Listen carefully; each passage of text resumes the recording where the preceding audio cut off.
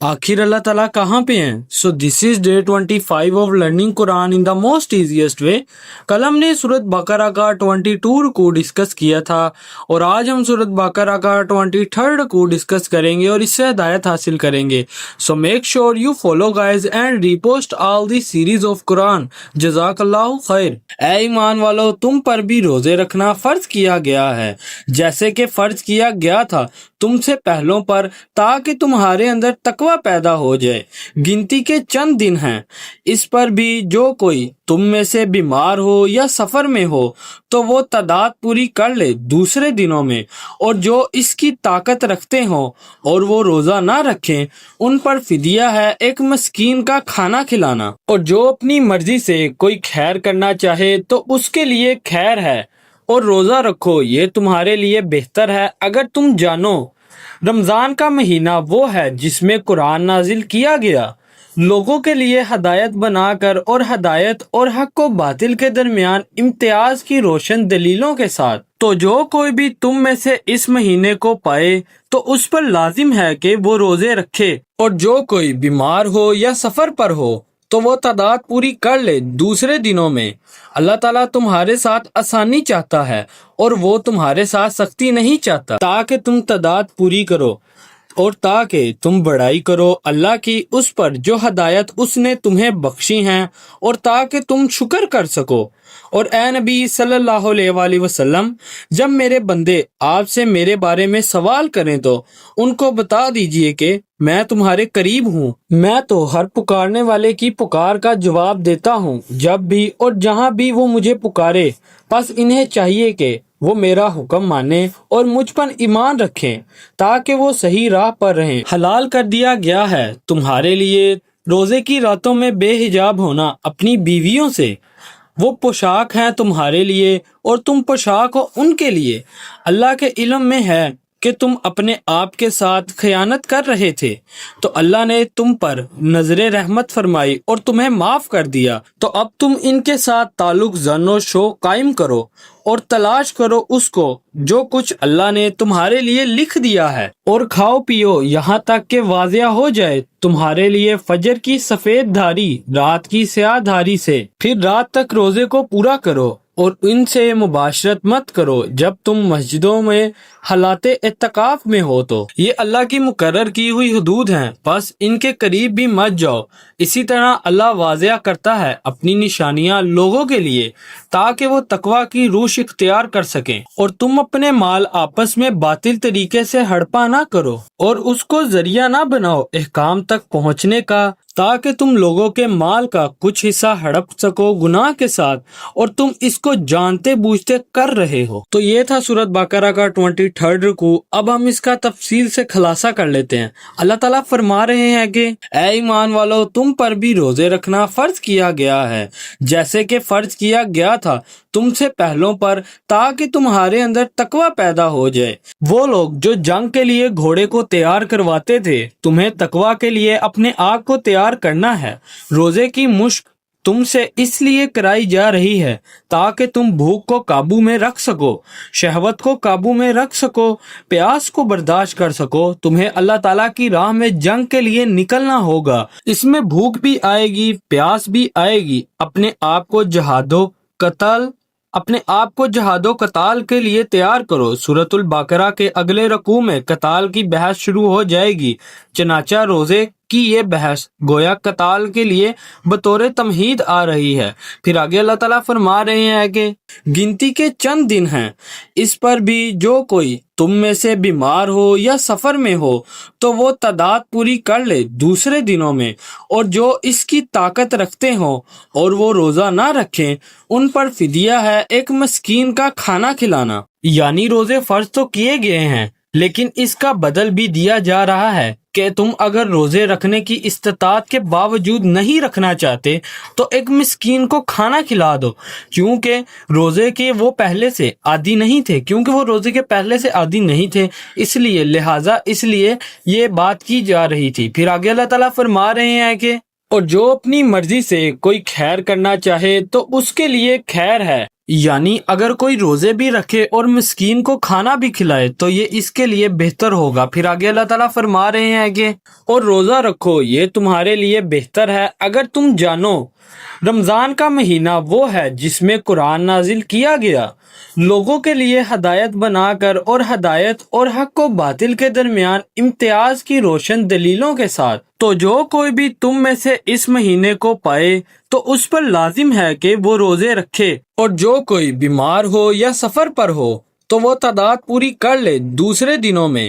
اللہ تعالیٰ تمہارے ساتھ آسانی چاہتا ہے اور وہ تمہارے ساتھ سختی نہیں چاہتا تاکہ تم تعداد پوری کرو۔ مریض یا سفر کے دوران جو روزے چھوٹ جائیں تمہیں دوسرے دنوں میں ان کی تعداد پوری کرنی ہوگی۔ وہ جو ایک رعایت تھی کہ فدیہ دے کر فراغ ہو جاؤ وہ اب منسوخ ہو گئی ہے۔ پھر آگے اللہ تعالیٰ فرما رہے ہیں کہ اور تاکہ تم بڑائی کرو اللہ کی اس پر جو ہدایت اس نے تمہیں بخشی ہیں اور تاکہ تم شکر کر سکو۔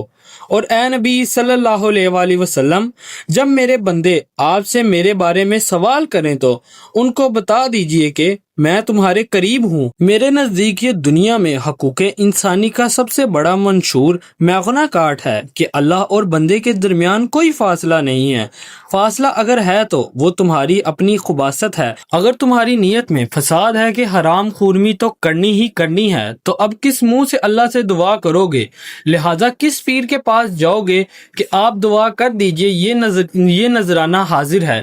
بندے اور خدا کے درمیان خود انسان کا نفس حائل ہے اور کوئی نہیں، ورنہ اللہ تعالیٰ کا معاملہ تو یہ ہے کہ اس تک تو پہنچنے کا واسطہ کوئی پوپ نہیں، کوئی پنڈت نہیں، کوئی دیو نہیں، کوئی دیوی نہیں، کوئی پیر نہیں، جب چاہو اللہ سے ہم کلام ہو جاؤ۔ علامہ اقبال نے کیا خوب کہا ہے کہ کیوں خالق و مخلوق میں حل رہے پردے، پیرانے کلیساں کو کلیساں سے اٹھا دو۔ اللہ تعالیٰ نے واضح فرما دیا ہے کہ میرا ہر بندہ جب چاہے جہاں چاہے مجھے سے ہم کلام ہو سکتا ہے۔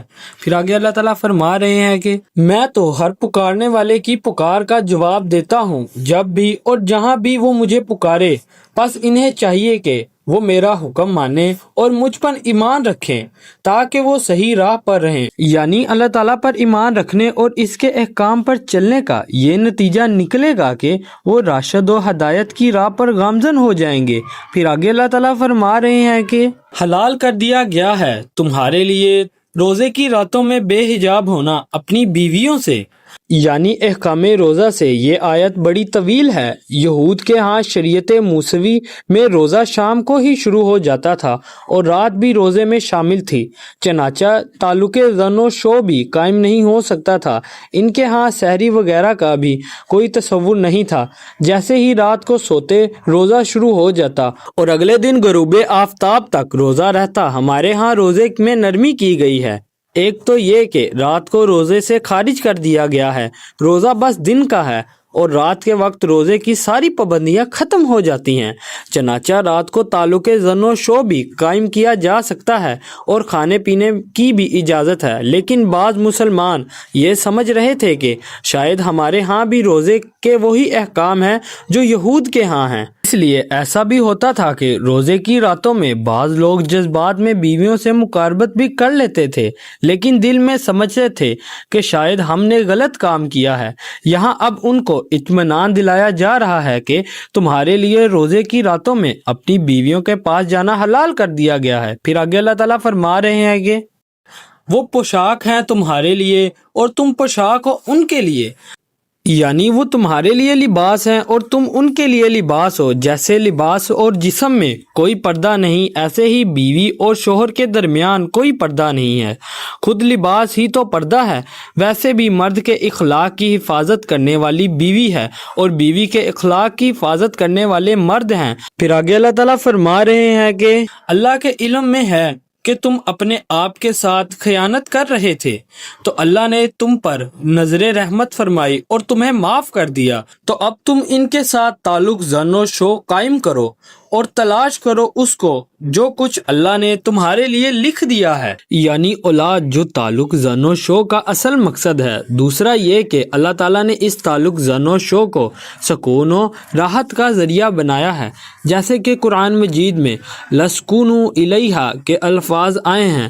اس تعلق کے بعد اصحاب کے تناؤ میں ایک سکون کی کیفیت پیدا ہو جاتی ہے، اور اس میں یہی حکمت ہے کہ رسول اللہ صلی اللہ علیہ وآلہ وسلم اپنے ہر سفر میں ایک زوجہ محترمہ کو ضرور ساتھ رکھتے تھے، اس لیے کہ قائد اور سپہ سالار کو کسی وقت کسی ایسی پریشان کن صورتحال میں فیصلے کرنے پڑتے ہیں کہ جذبات اور احساس پر دباؤ ہوتا ہے۔ پھر آگے اللہ تعالیٰ فرما رہے ہیں کہ اور کھاؤ پیو یہاں تک کہ واضح ہو جائے تمہارے لیے فجر کی سفید دھاری رات کی سیاہ دھاری سے، پھر رات تک روزے کو پورا کرو اور ان سے مباشرت مت کرو جب تم مسجدوں میں حالات اعتکاف میں ہو تو، یعنی یہ رعایت جو تمہیں دی جا رہی ہے اس میں ایک استثناء ہے کہ جب تم مسجدوں میں اعتکاف میں ہو تو پھر اپنی بیویوں سے رات کے دوران بھی کوئی تعلق قائم نہ کرو۔ پھر آگے اللہ تعالیٰ فرما رہے ہیں کہ یہ اللہ کی مقرر کی ہوئی حدود ہیں، بس ان کے قریب بھی مت جاؤ۔ اسی طرح اللہ واضح کرتا ہے اپنی نشانیاں لوگوں کے لیے تاکہ وہ تقوی کی روش اختیار کر سکیں۔ اب اس رکوع کی آخری آیت میں بتایا جا رہا ہے کہ تقوی کا معیار کیا ہے۔ روزہ اس لیے فرض کیا گیا ہے اور یہ سارے احکام تمہیں اسی لیے دیے جا رہے ہیں تاکہ تم میں تقوی پیدا ہو جائے۔ پھر آگے اللہ تعالیٰ فرما رہے ہیں کہ اور تم اپنے مال آپس میں باطل طریقے سے ہڑپا نہ کرو اور اس کو ذریعہ نہ بناؤ احکام تک پہنچنے کا، تاکہ تم لوگوں کے مال کا کچھ حصہ ہڑپ سکو گناہ کے ساتھ، اور تم اس کو جانتے بوجھتے کر رہے ہو۔ یہ تھا سورۃ بقرہ کا 23 رکوع۔ کل ہم سورۃ بقرہ کا 24 رکوع ڈسکس کریں گے اور اس سے ہدایت حاصل کریں گے۔ So make sure you follow guys and repost all the series of Quran and subscribe our YouTube channel series of Quran. جزاک اللہ خیر۔